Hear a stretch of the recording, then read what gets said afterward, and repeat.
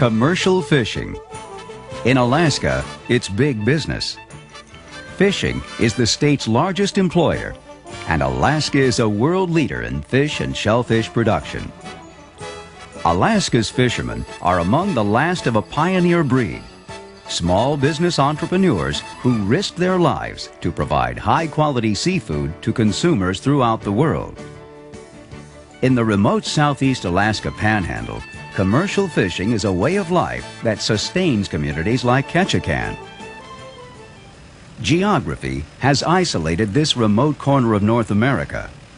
Walled off from the rest of the continent by an almost impenetrable mountain range, the land, the people, and the communities are reminiscent of frontier America. No freeway commuters these. Southeast Alaskans travel almost exclusively by boat or plane, with raw nature as the backdrop. In this vast wilderness, salmon are as abundant as at any time in history. Ironically, the world seafood market today is flooded with salmon, with much of the wild production based on Alaska's enormous stocks. This tribute to the health of Alaska's marine ecosystem contrasts sharply with the much publicized pressure on salmon populations along the lower 48 coasts of Washington, Oregon, and California. Blessed by natural bounty and conservative management, the business of fishing remains a large and sustainable industry in southeast Alaska. And in today's Ketchikan, as in generations gone by, nearly everyone's life is impacted by salmon. Nearly 100 years ago, salmon cartels like the Alaska Packers Association and food conglomerates like the Libby McNeil Libby Company dominated the salmon industry. The early packing companies loaded their vessels with the men, equipment, and supplies necessary to carve salmon canneries out of the Alaska wilderness. Fishermen signed on to these voyages to seek their fortunes. Before they could practice their craft, however, the fishermen toiled as stevedores, then as sailors during the long journeys north to destinations like the George Inlet Cannery.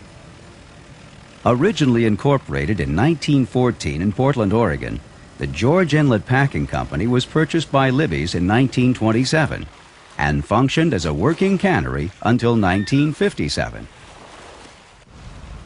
The salmon canneries brought together people of diverse cultures. Fishermen from the Scandinavian, Italian, and Yugoslavian communities of Seattle and San Francisco joined the original inhabitants of this great land, native Alaskan fishermen whose long cultural heritage has always been intertwined with the return of the salmon. Martin Perez began his fishing career as a boy, despite his father's reservations about this choice of career. I remember when my dad took me out fishing 28, and I got out there and I come in, I said, "Dad, this is what I'm going to be, a fisherman." He said, "You're fired." He said, "You're not going to be a fisherman." He went out, next trip he come in, he said, "Bill," that's my nickname, "you have to go fishing with me." So I've been a fisherman ever since. Soon, Perez was master of his own boat. He recalls the year when he converted the vessel to purse seining. It was built as a trawler tuna and halibut, see? But like I said, by 1951, Lars Nerlin, that's his name, Libby McNeil Libby, talked me into go seining, fix it up. I told him, "Well, I need a lot of fixing, bring it out here to George Inlet and we'll fix it up." And they did, put the flying bridge on, built the turntable, hooked up everything, put a seine winch, davits, everything. So that's where I got my start at the George Inlet canneries for seining. For the actual work of processing salmon, the canneries look for sources of inexpensive labor. Men known as China contractors organized teams of Chinese workers and sent them to Alaska. Each company told the China contractor how many workers it required, and he hired them and delivered them to the company's vessel at the port of embarkation. At the canneries, the Chinese lived in separate quarters, where the contractor fed them their own foods and provided the alcohol and opium used by some as a temporary escape from the drudgery. Later, the Chinese were replaced by other nationalities. Son of a company watchman, Carl Asplund literally grew up in the western Alaska cannery of Libbeyville. After World War II, he managed the George Inlet packing operation. On a normal canning day in George Inlet, we employed the neighborhood of 200 people. And we had a lot of cannery workers, a lot of ladies from the city of Ketchikan that would come out and spend the summer out there. And we had a mixture of Filipino, Japanese, and Puerto Rican in our cannery crews. Tilly Kushnick remembers the early years. From 15 years old, I started working in the warehouse, piling cans. And then from there, I went to sliming fish. And then from sliming fish, I went to the filler, patching table. We get so much fish, they call us into the fish house and we have to sort fish, all the species. Even to longshoring. When the men are gone, we have no longshoremen. We longshore, we truck the cases of fish, to the loading ship. Tilly fished alongside her father as a girl, working in the seine skiff in the years before the skiffs were powered by engines. The physical labor didn't end when they delivered their fish to the cannery. I was a oarsman. That time they didn't have power skiff. And, you had to be oarsman. And I was oldest of the family, and I was pretty strong. When we fish on this side, we go all the way out to George Inlet and deliver our fish. And that was another hard work a long time ago. You had to pitch your fish out, certain species first with a fish peel. And we used to do that, and Pop would be resting, and because we run night and day. And then after we get through, we run around the docks playing. Look at, peeking and see what everybody's doing, because we didn't dare wander off too far, because Papa wouldn't let us wander off. Although the cannery strove to make things as pleasant as possible, life at the frontier was distinctly lacking in creature comforts.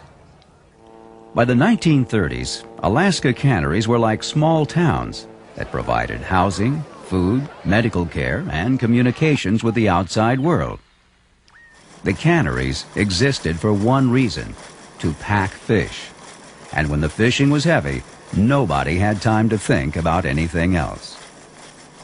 Alec Brindle's family has been engaged in the salmon packing industry around Ketchikan for generations. If you take a cannery like George Inlet or Ward's Cove, those were in remote locations. Usually had to provide their own power, their own water, their own sewage. You brought your crews in, you had to provide the housing, you had to feed them. Most everybody from early on was under a labor agreement with a variety of different unions.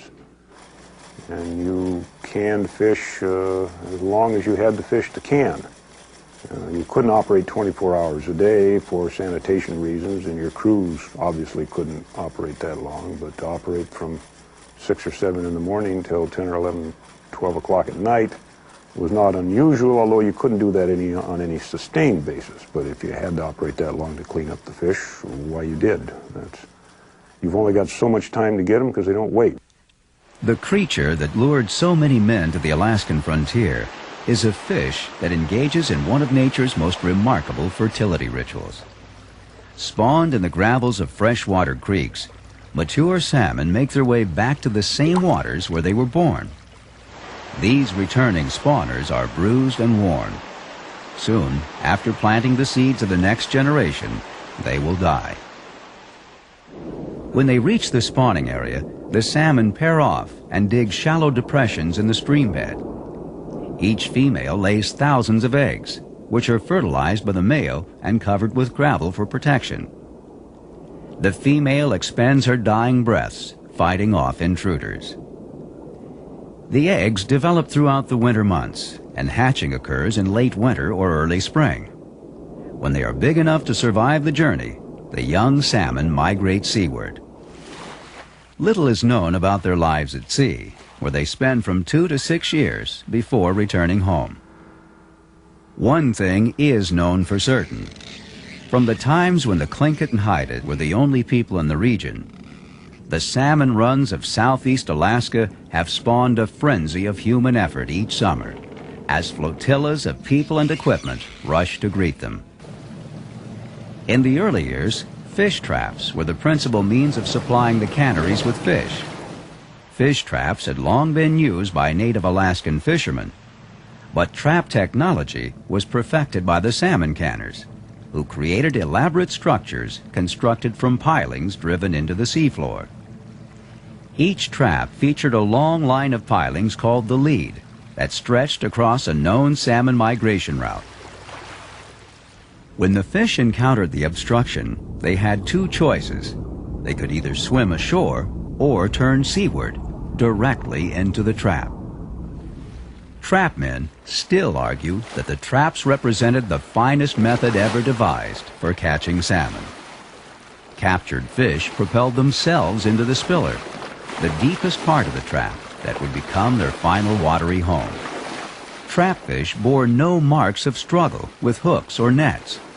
Freshness was assured because the fish were alive when the lifting crews brailed them into tenders for the short run to a nearby cannery.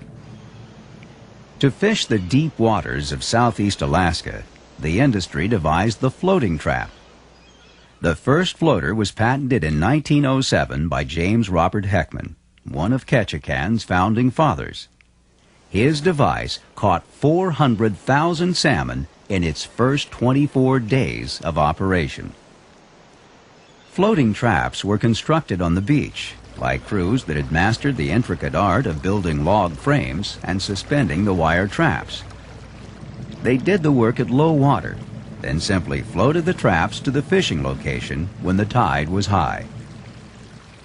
Men known as trap watchmen spent lonely summers in tiny shacks tending the fishing operations. Roy Berg, who later became caretaker at the George Inlet Cannery, began his career as a Ketchikan area trap watchman at a tender age. I was 14 years old. It was in 1933. I had begged my mother to please let me go, and she was very hesitant. I finally got her to say okay. I grabbed my seed bag, my clothes, and run like heck down to the tender, but they had some engine troubles, so they didn't leave right away. So I hid up into the forecastle and didn't really relax until I heard that engine going, and they threw the lines off, and we were out in the channel. And we get out to Rose Inlet, Prince of Wales Island, and from there they took me out to the trap. There was only one watchman on it then, and I thought he was quite an old man because he probably wasn't over 30. It was quite rough, and the water was coming over the traps, and I was plenty nervous. They unloaded me and my gear off of there, got up to the trap shack, and it was dry up there, so I relaxed a little bit. And the guy was so nice to me, and I was a cook and dishwasher, and he took care of the outside work, and I had a very pleasant summer there. Traps were expensive to build and operate, and soon the best trap sites were property of the cartels and conglomerates that dominated the industry. While the traps were indisputably effective, they were despised by the residents of territorial Alaska. Traps had become the symbols of what Alaskans viewed as a colonial empire bent on usurping their resources. Their enmity led to piracy. The trap pirates discovered that you didn't have to own traps to brail trap fish in the dark of night. Locals regarded them somewhat like Robin Hoods, who robbed from the salmon industry for the sake of the poor Alaskans. Ketchikan resident Ben Fleener admits that hard times and the dominance of the traps forced local fishermen to resort to night operations. It got that bad that if you were going to pay your oil bill, the fuel bill for the boat, you had to do something besides troll. So some of us, and myself included, we approached one of the fish traps and approached the watchman. Some we knew, make a deal with them where we would, in my case, I always split the difference. We would make arrangements to buy their fish. We could, and then we would, whatever we got, we split with them. You know, it was a what's fair is fair deal. They were running a risk and we were running a risk. Sometimes the night work proved dangerous. We had some rather hairy experiences. One of them was the night we were working on the Chesina Point trap. And it was blowing a little bit, and we just got tied up and we were going to put the brailer in the spiller, and my deckhand, Fred Evanson, he looked up and he said, "Expletive deleted." "Let's tie loose," he said. "Here comes the boat." And we looked up, and all I saw was this white wall of water coming at us. And so we let go of the lines in a hurry, and I kicked it in gear and full speed. And I looked back, and here was this wall of water, and I could see Carlock, I think, as I remember, was the name of the boat. No lights. He had no lights on. He was coming down right on our stern, and the bone in the teeth of the ship was higher, twice, 3 times as high as the stern of our boat, the little Gunberg.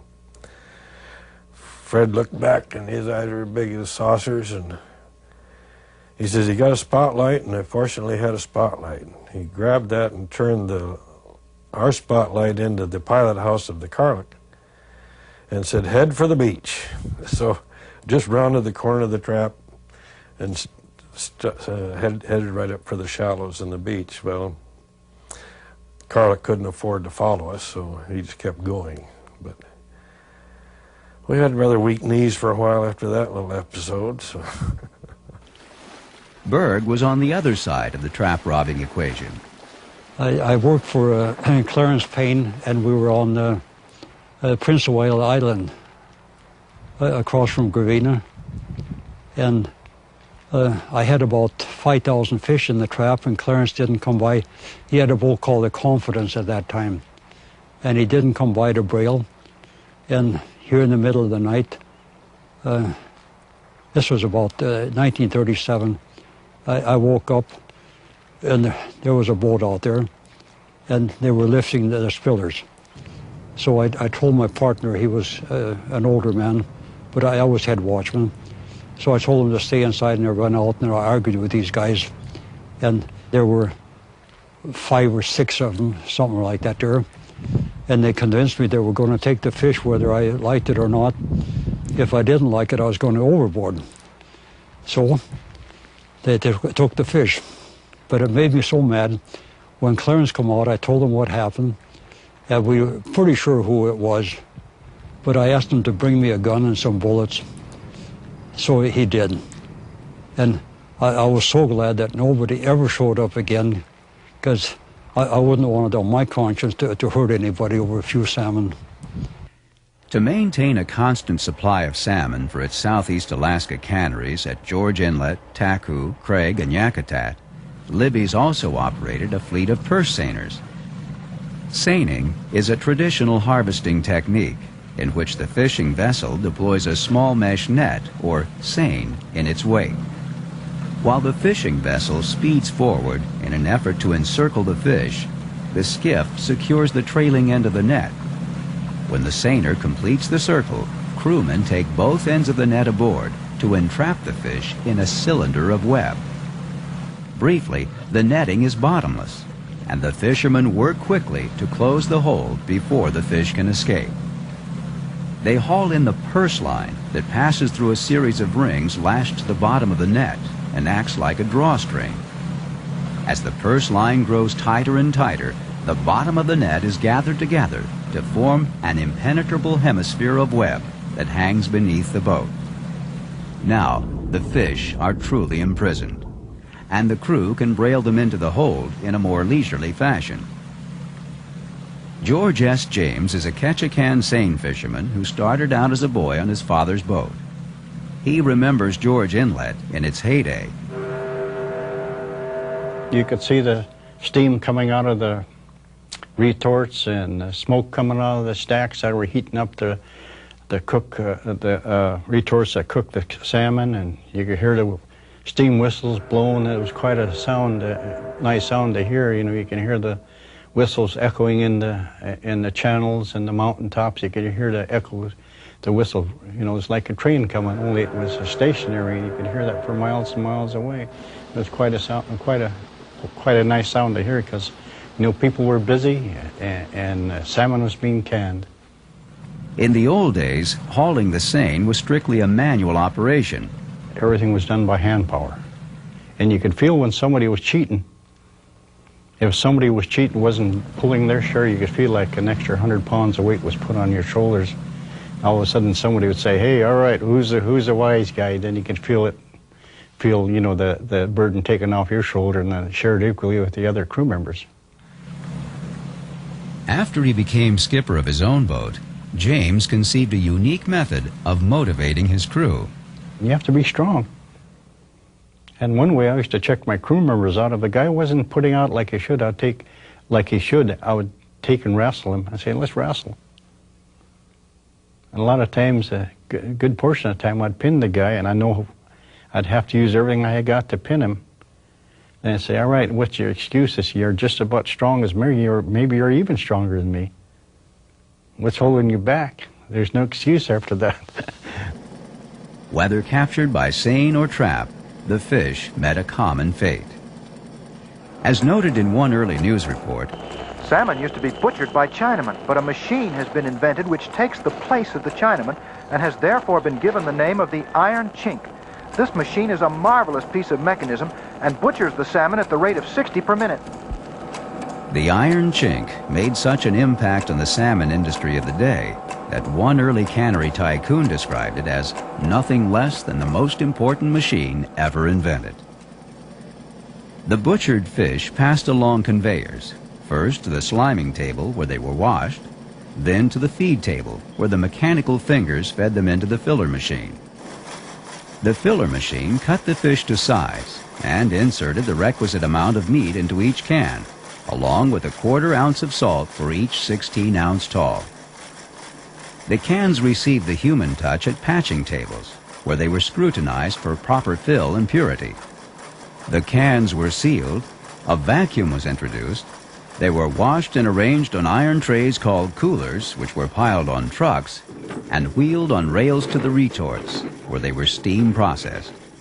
Finally, they were cooled, lacquered to prevent rust, and labeled. There was a lot of fish back then, a lot of fish. The canneries, I can remember the scow loads by the scow loads that they were bringing into the canneries, and I wonder how they can so fast. In fact, the women had to work almost around the clock to keep that fish from spoiling. And you have to get a lot of credit for this cannery workers, the women, local women, that a lot of them worked in the cannery. And it was a lot of effort on their part. And catching it is not too, it's pretty hard, but it's even harder to stand on your legs 20 hours a day trying to process this fish. Them days, if we had a lot of fish, of course their season was very short. Sometimes we'd start canning at 6 o'clock in the morning, and we'd run until midnight, 1, 2 o'clock the next morning. So sleep was dear. We got 3 or 4 hours of sleep, then we were back at it again. And this was during the heavy period of fishing. They had 6 meals a day. They had breakfast, and then they had mug up at 10 o'clock, and 12 o'clock they had lunch, and 3 o'clock they had another, the mug up. There was a coffee break that they had took for about 15 minutes, and they'd go out and have their coffee and cakes and sandwiches. Then we'd have dinner. Then at 9 o'clock they'd have another break, a mug-up break. And if they worked beyond midnight, why, those that wanted were entitled to a hot meal at the mess hall. In its heyday, Ketchikan was the site of some 13 canneries, stretching from Ward's Cove to George Inlet. Canneries that produced over 1 million cases of salmon a year, in the era before the advent of high-speed canning machinery. In the modern era, the salmon industry has undergone dramatic changes. Alaska voters banned fish traps with the passage of the Statehood Act in the late 1950s, and the Southeast Alaska salmon harvest became the sole province of the independent fishermen who endure to the present day. Without the sure supply of cheap fish once provided by its network of trap sites, Libby McNeil Libby closed the George Inlet Cannery in 1957. Roy and Amy Berg had moved to George Inlet that same year, expecting to become the resident employees of a functioning cannery. Instead, they became the caretakers of a remote storage site for fishing gear that would no longer pulse with the energy of the salmon harvest. I read a lot and I knitted a lot. We didn't have a lot of company, and that was fine. We enjoyed it. And I do remember that there are any number, I never kept track, but there are any number of men that come out and visit us for one reason or another, workmen or fishermen or something, and they say, "Oh, I wish my wife would live in a place like this." If the George Inlet Cannery is now the stuff of history, however, the salmon industry remains the lifeblood of Ketchikan. Ketchikan, it was a salmon capital of the world. It's been that way from, I'd say, from as long as I can remember. And I know we were proud of that fact, and I think it's still the salmon capital of the world. And I think there'll be a future in canned salmon forever. You get a salmon in a can, why it's preserved and it's good for a few years. So I think the canned salmon industry is still got a bright future ahead. And as long as there are salmon, men will gather along Alaska's coast to greet them. For some reason, this business of fishing engages its practitioners with an intensity that characterizes few other professions. It's infectious, I guess. I don't know. There's just something to going out and seeing if you're going to get the fish and then getting them. You know, when we go north, we don't know if we're going to get any fish. And we start buying the fish, oftentimes we don't know what we're paying for them. And when we do pay for them, we don't know what we're going to sell them for, if we're going to sell them at all. To a lot of people haven't grown up in it, it doesn't seem very sensible, and I guess maybe it's not. But it's not a business that lends itself very well to conventional management techniques. This is not something where MBAs do well. You can't measure it. And when you're sitting there waiting for the fish to come, and there's nothing you can do about it, they're either going to show up or they aren't. And then once they do, why, everybody knows that they're only going to be there for a few days, so there's no time for anything other than catching and processing fish. And all else becomes totally irrelevant and unimportant. So I guess that's what it's all about.